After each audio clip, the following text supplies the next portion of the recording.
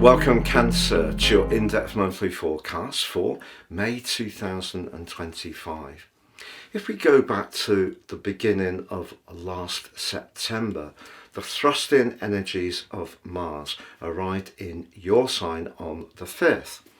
Mars was with you through to the first week of November before moving into Leo, but it returned back to your sign on the 6th of January and was with you through to the 18th of April. But when Mars returned back to Leo then, it once more clashed with Pluto. Now for you, Mars in Leo is the second house, which is where we can be attached to things. It can be, of course, where we could be very proud because Mars in Leo has precisely that energy. But Pluto on the other side of the heavens is very much to do with transformation, but it can also be where we're most invested.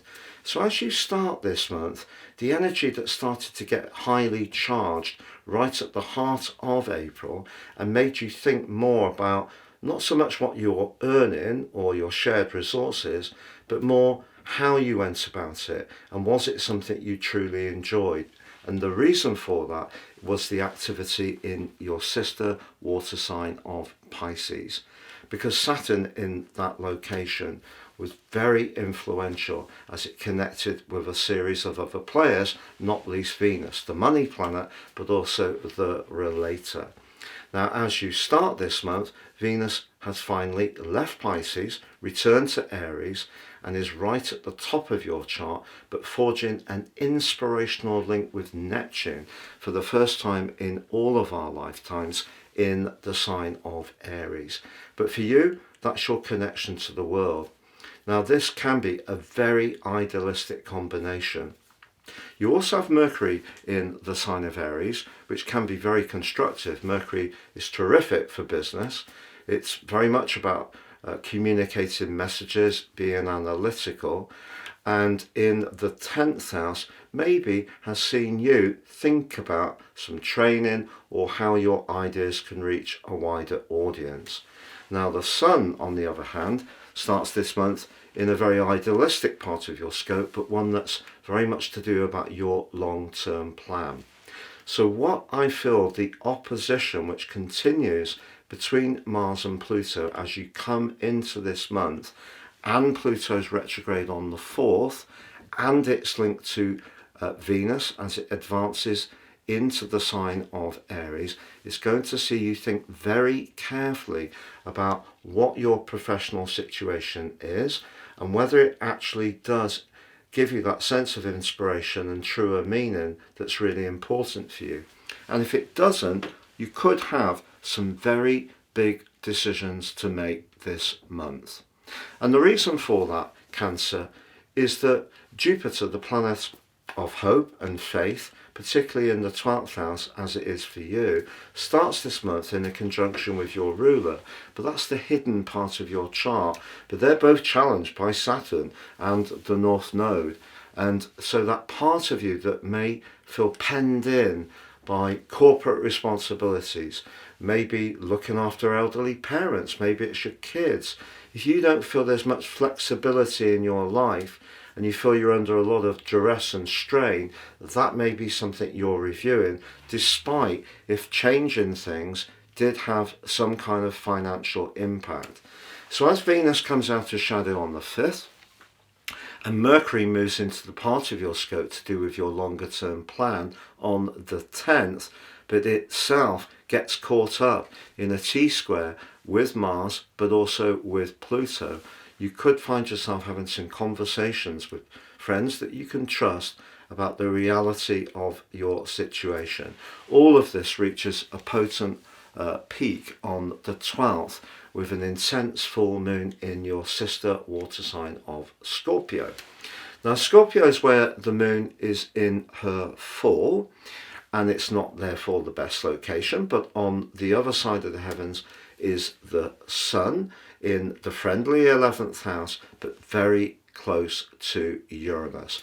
And over the following week of right through to the end of week 3, you could find yourself feeling very restless indeed, particularly if that sense of constriction is very strong for you, and you may be consciously considering what your options could be. But as Venus moves forwards, Venus in that prominent 10th house does forge a very positive link to Mars, which is escaping from the clutches of Pluto, and they forge an exact angle, a very enabling trine on the 22nd. So if there's a new job or role you want to go for, or you want to reimagine your finances in a more creative way, that can definitely help you, because Mars is about thrust, the second house is about desire, Venus in the sign of Aries is about raising your profile.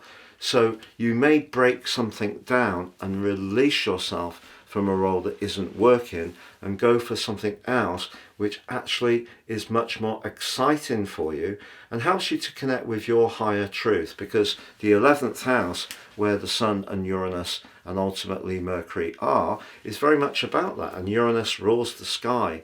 It's co-rulership of the sign of Aquarius, very much about getting in touch with our true meaning.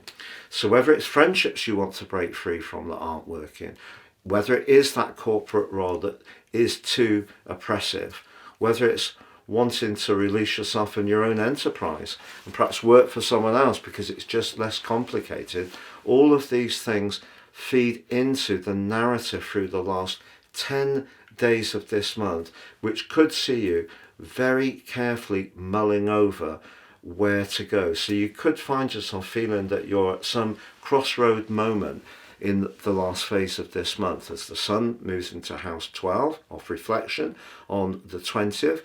Saturn moves to the top of your chart on the 25th. So if you're really not enjoying that professional role, you may want to leave it. Or for some Cancers, it could be when you take on that responsibility because of the help of Venus and Mars, but it will be a job that you feel fits what you truly need.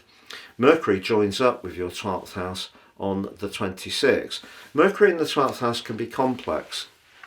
The wateriness of the 12th house, even if for you it is housed in the air sign of Gemini, can blunt and confuse some of what we're trying to achieve. However, the new moon of the 27th does have Mercury very close to it. So you're being asked, as the Sun merges with Mercury in a cazimi as the month comes to a close, to really use the more strategic energy of Mercury, but applying it to the soul, the 12th house. What is it that you're needing to get in touch with? You may find yourself wanting to withdraw a little bit at the end of the month. I know the sign of Gemini has a reputation of being very bubbly, interactive and friendly, but for you, you may want to just have some time to distill some of these complex strands that are going on.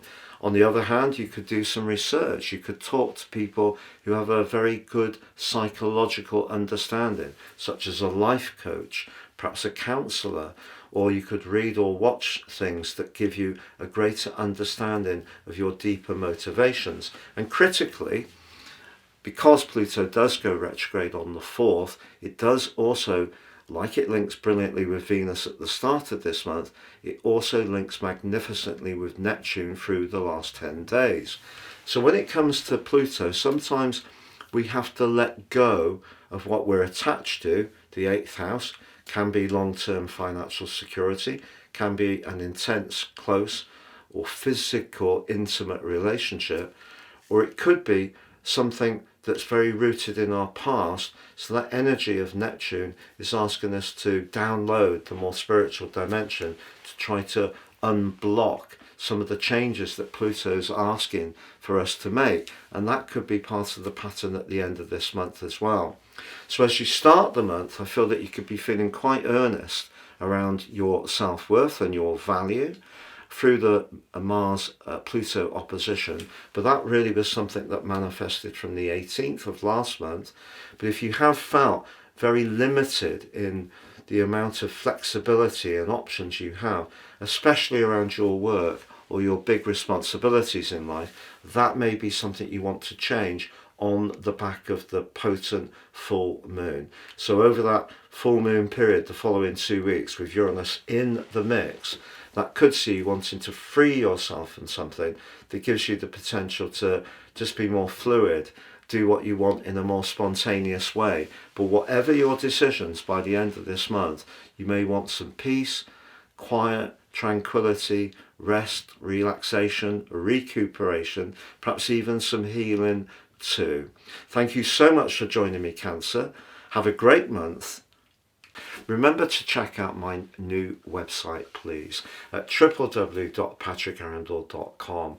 You can get your free natal horoscope. It's absolutely brilliant. The big three, the ascendant, sun and the moon, but also you can find out exactly where your other planets are, the signs they're in, the houses they're in, and critically the relationships between them. You can also sign up for your free daily written horoscope. Please see below for more.